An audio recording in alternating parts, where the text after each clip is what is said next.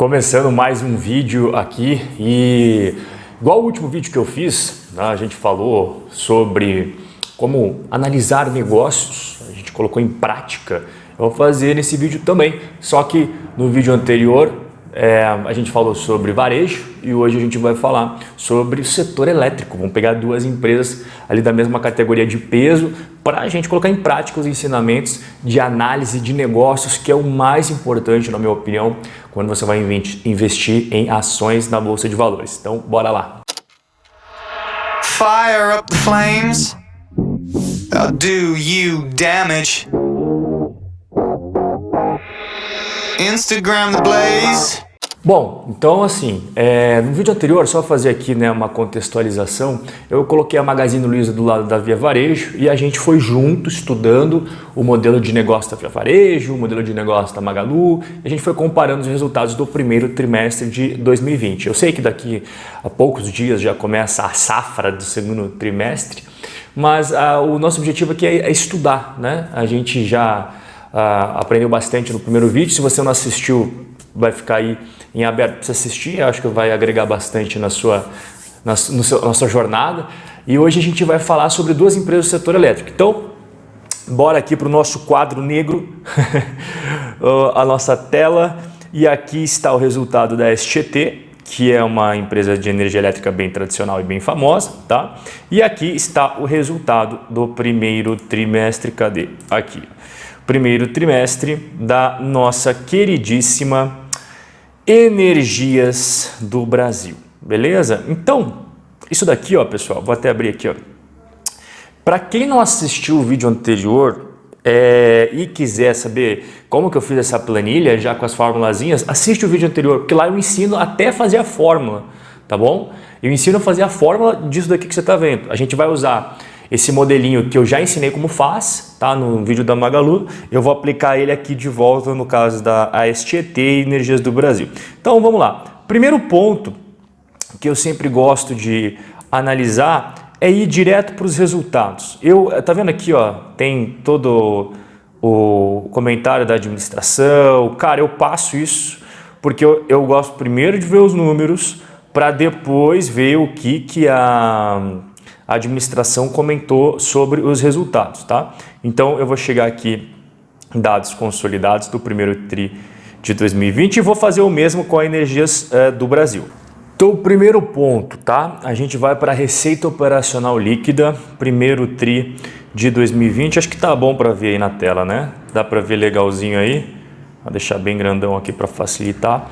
Então o primeiro ponto, receita operacional líquida, a gente pega aqui 494 e colocamos no nosso primeiro quadradinho para a gente poder fazer uma comparação com a Energias do Brasil. Receita operacional líquida do primeiro tri, você percebe como a receita operacional líquida da Energias do Brasil ela é superior da STT, tá? Então ela já é de 3.279. Pô, Rob, mas tem tanta disparidade, por que você pegou?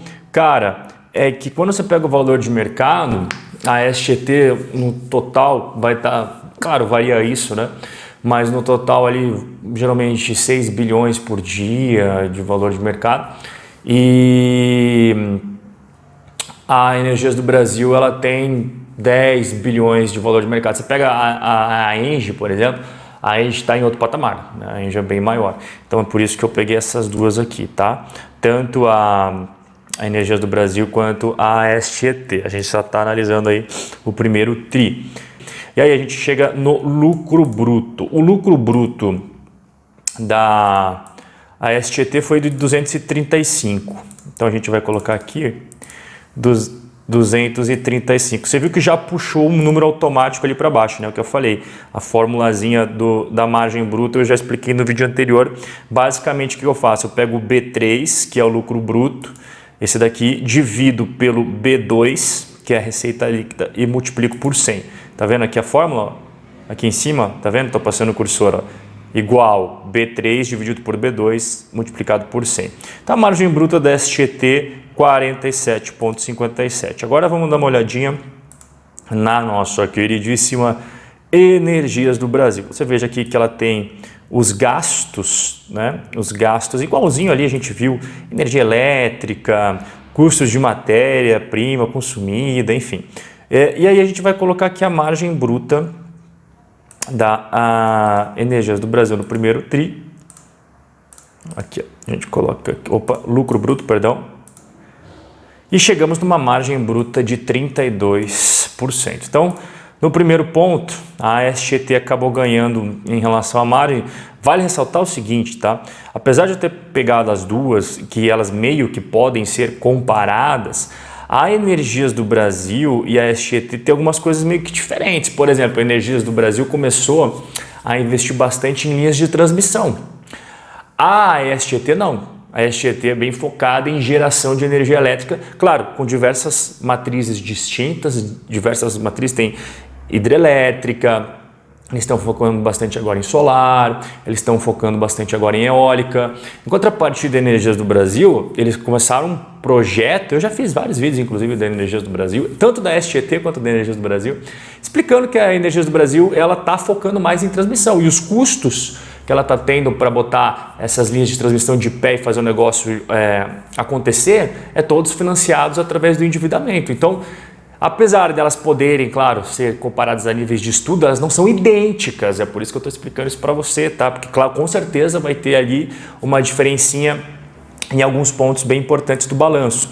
Bom, então a gente chegou aqui no primeiro ponto, né? A SGT com uma margenzinha um pouquinho superior aí a Energias do Brasil. E aí a gente vai para o quê? A gente vai para o nosso queridíssimo EBIT. Ó, aqui está o EBIT da Energias do Brasil.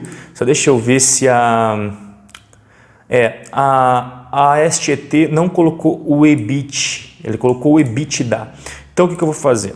Para fazer uma análise justa, corrigir aqui EBITDA e eu vou pegar aqui 313, né, para arredondar, 313, Energias do Brasil. A gente vai descer aqui, EBITDA, né?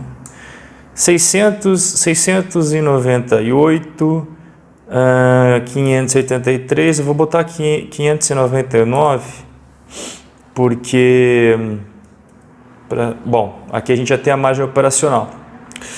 E aí nós temos aqui a margem operacional, que é o quê? É basicamente o B5 pelo B2, tá? Bom, a margem operacional SGT também está tendo uma margem um pouquinho maior que a Energias do Brasil, tá? E agora a gente vai para as receitas e despesas financeiras. É tudo aquilo que entra o dinheiro que a empresa tem em caixa, deixa em investimentos, isso geralmente traz uns juros, ok? Isso é a receita financeira. E as despesas financeiras são os gastos que a empresa tem pagando o endividamento. Então, quando a gente pega a receita financeira, a gente tem menos 118 milhões, né, o resultado financeiro aqui, ó. Então, é menos 118 milhões da SGT. E quando a gente pega a Energias do Brasil, vamos ver aqui, resultado financeiro, menos 100 milhões, olha que interessante. Menos 100 milhões, resultado financeiro líquido. Menos 100 milhões. Então aqui a nossa querida Energias do Brasil já ganhou, né? Você veja aqui, proporcionalmente falando, olha só, da receita líquida da SGT, esse daqui foi o gasto foi o resultado financeiro negativo, tá? Tudo que entrou de juros, tudo que saiu, acabou chegando em menos 118, proporcional a 498. É bem menos quando você olha da Energias do Brasil, né? Só 100 milhões comparados a 3.279, dá uma diferença boa. Daí, proporcionalmente falando, a SGT gastou bem mais com juros do que a Energias do Brasil. E aí a gente vai para a nossa última linha. Tem aqui todas as questões de pagamento de... Só vamos comparar, tá? Dá uma olhada aqui, ó, despesas financeiras, tá? A SGT pagou aí 116 milhões no primeiro TRI de 2020 e as despesas financeiras da Energias do Brasil foi 195.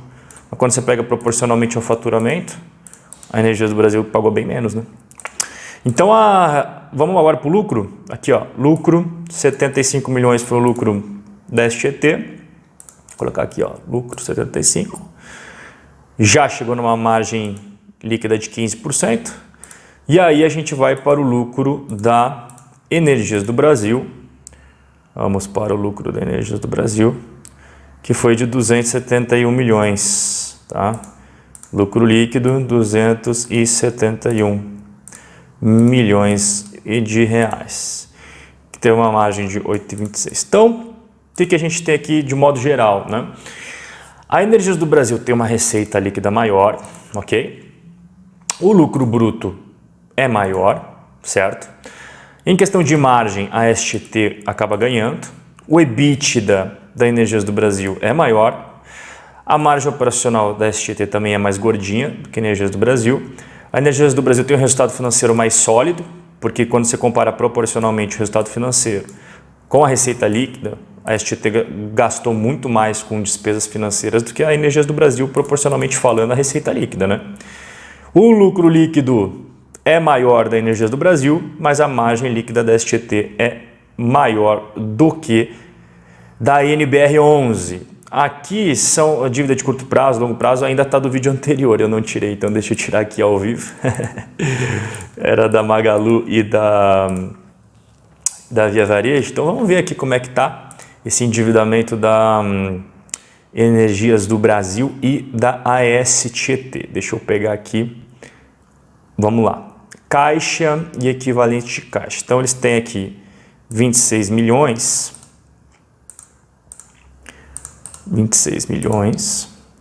de caixa, investimento de curto prazo, que também tem equivalente de caixa, né?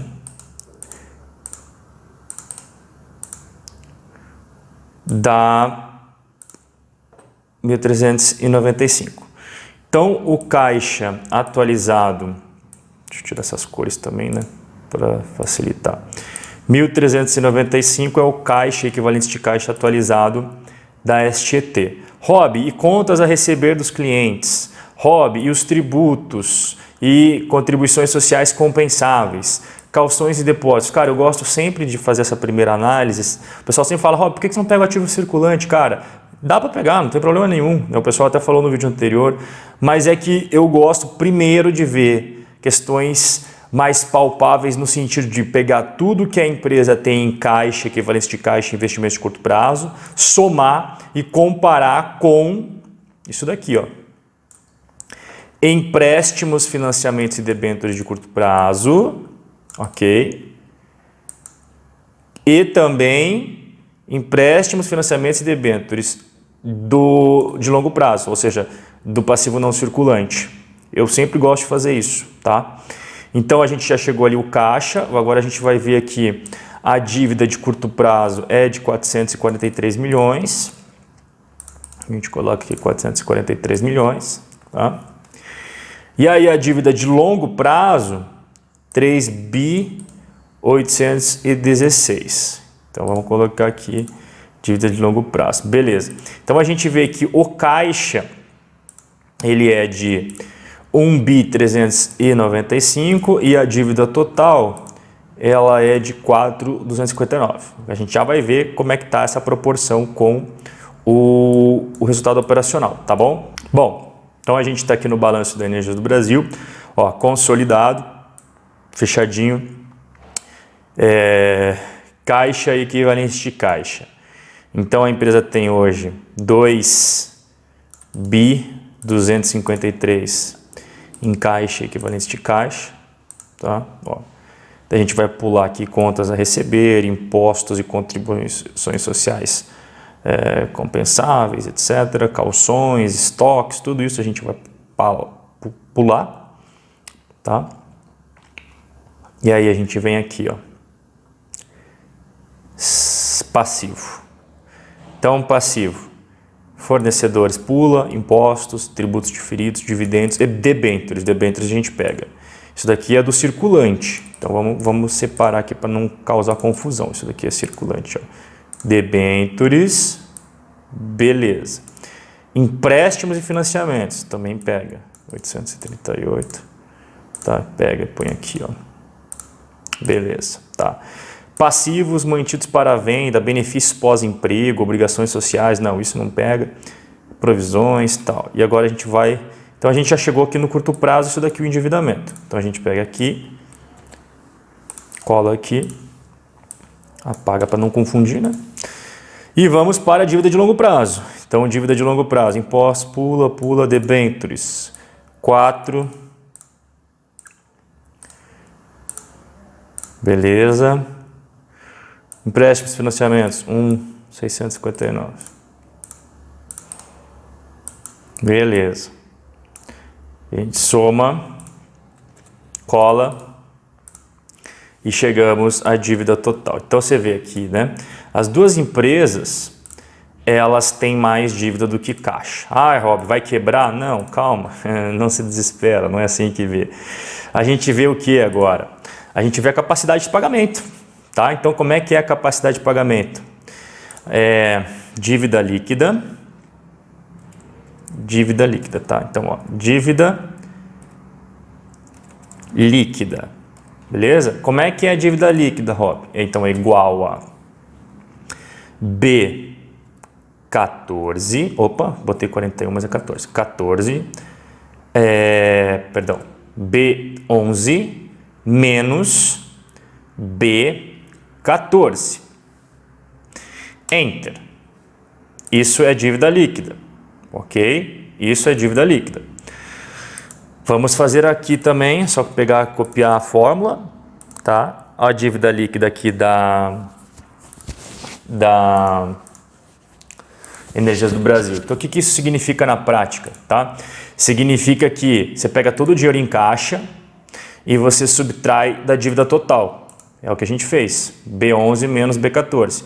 Aí você vê que esse menos aqui é que está faltando 2.864 para fechar toda a dívida total e está faltando aqui 6.239 para fechar a dívida total. Beleza? Então, beleza, Rob, entendi. Ok.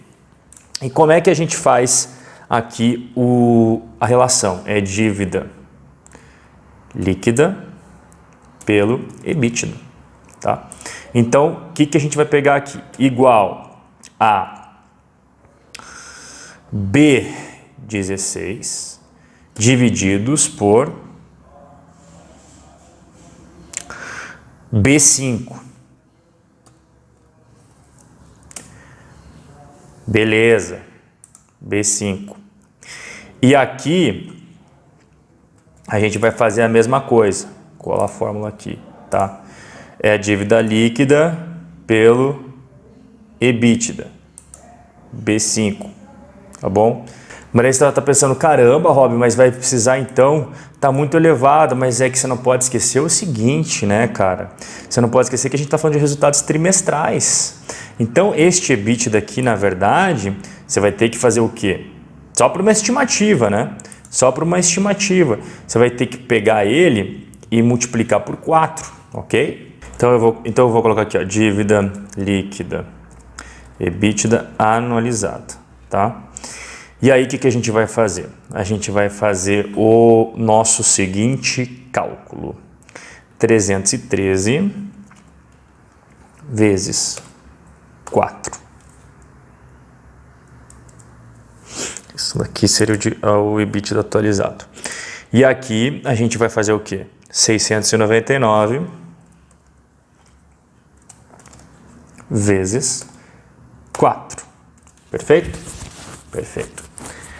Agora é mais simples, né? Agora é só fazer aqui igual a B16 divididos por B20. E aqui a gente vai fazer a mesma coisa. Copiar a fórmula. Olha só, esse é o atualizado, tá? Então, atualmente a gente precisa do quê? A gente precisa de 2,2 vezes os resultados operacionais para pagar toda a dívida líquida da STT, enquanto que a gente precisa 2,22 resultados operacionais da Energias do Brasil para pagar toda a dívida líquida. É um endividamento super controlado, é um endividamento super tranquilo, tá bom? E aí, após eu chegar nesses resultados que a gente acabou de ver junto, né, para dar uma analisada nos números, aí sim que eu leio os comentários do Conselho de Administração, dou uma passadinha de olho como é que está o andamento dos novos projetos, tá? Tanto da ASTT quanto da Energias do Brasil, eu vejo como é que está a questão do fluxo de caixa operacional, quanto que eles estão gastando em CAPEX, tá? É claro que para eu mostrar todos os detalhezinhos, eu preciso de mais tempo. E eu não quero deixar essa aula aqui com 60 minutos, 90 minutos, tá? Mas eu geralmente faço isso no meu curso, ok? Inclusive, para quem tiver interesse a participar do meu curso, eu vou deixar aqui embaixo um linkzinho que é para você entrar num grupo VIP de WhatsApp, para que você receba as informações, mas é só para quem se interessar, tá bom? É por isso que eu deixei para o finalzinho para falar para você. Quem quer participar, fica aqui embaixo na descrição. E quem não quiser participar, não tem problema não. Eu vou deixar aqui o meu Instagram e o meu Telegram, beleza? Para você me acompanhar nas redes sociais. Igual eu falei, a gente pode se aprofundar muito mais, só que daí eu preciso de mais tempo para mostrar para você, beleza? Então é isso, rapaziada. Espero que você tenha gostado do nosso conteúdo aí dessa sexta-feira. Um forte abraço. E eu vejo vocês no nosso próximo encontro.